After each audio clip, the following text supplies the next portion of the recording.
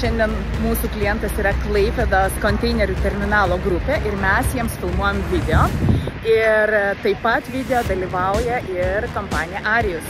Operatorius su juo sėdi mašinai, o dronistas važiuos su kita mašina ir filmuos viską iš viršaus.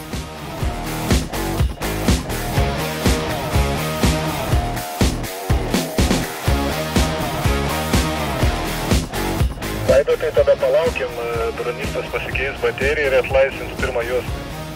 Duok signalą, kada gali važiuoti.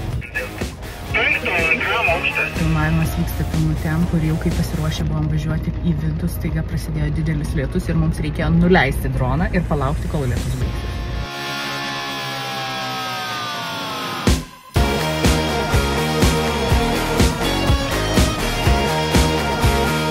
Viskas, turim!